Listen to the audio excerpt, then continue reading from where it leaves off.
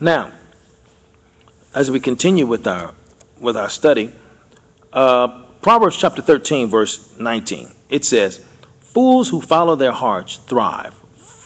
Souls who follow their hearts thrive. Fools bent on evil despise matters of the soul."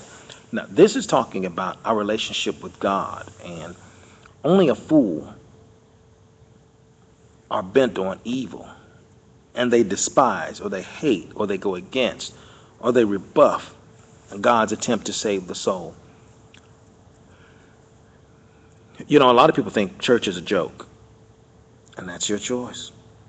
A lot of people think worship is for the weak-minded, and that's your choice. But now, what happens to the person when they die and they come to find out that this foolishness called preaching, which the world calls foolishness, turns out to be true? What happens to you when you find out after you've died heaven and hell is real? Because you will. And it's too late to change then. That has to be one of the scariest things to consider. Because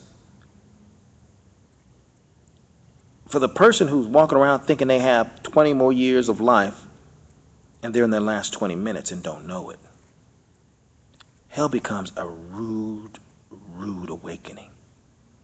It becomes a rude surprise. And it comes with the price of eternity and torture for eternity. The fear of the Lord is the beginning of wisdom. Surely this book that's been around for all these years and all these centuries in which mankind have tried to systematically destroy, but somehow it still survives in its original form of all things. Surely this book that translated in any language says the same thing the same way, pricks the heart the same way, in the same manner.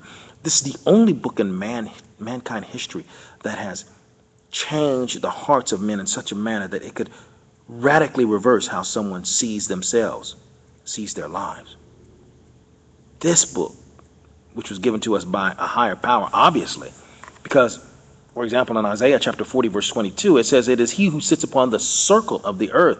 Well, Isaiah was written in 700 BC, and to be quite honest, my friends, nobody scientifically knew that the earth was round in 700 BC, but God had the inspiration upon Isaiah so that he would write it so it would be scientifically correct. And there are many other interesting tidbits that prove the Bible is a unique book, written way ahead of its time, scientifically astute and correct, historically without problem, without debate. But only a fool would despise the matters of the soul. God gave us a playbook, a manual on how to make life better. And yet we systematically find a reason to go against it. And it would be wise for us to stop. It would be wise for us to take today as your beginning day to change how you are from now on. And let today transform you into someone who's looking forward to eternity and not betting against it being correct, or the Bible being, trying to bet against the Bible. Because God is serious. And as you get older, you really begin to learn how serious God is, because there are things that you say were happenstance or coincidence when you were younger. You start to learn not even close to coincidence. If it had not been for the Lord on your side, where would you be now? Proverbs chapter 14, verse 1. It says, "Lady Wisdom builds a lovely home. Sir Fool comes along and tears it down brick by brick." Only a foolish person would tear down their own household.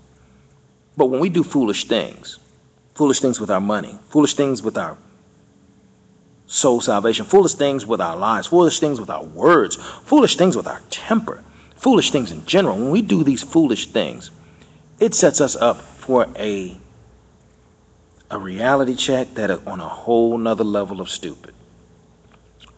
When we don't consider the fact that God is trying to preserve us from our foolishness, and we still run to it, is a scary thing. Now listen, I want to encourage you to go ahead and go to our website and look up the rest of this article. It says what a real fool looks like. Because It's not something that we think about ourselves as, but there could be a lot of examples of foolishness in our own lives that we have to get rid of, that we have to be mindful of, that we have to let go of.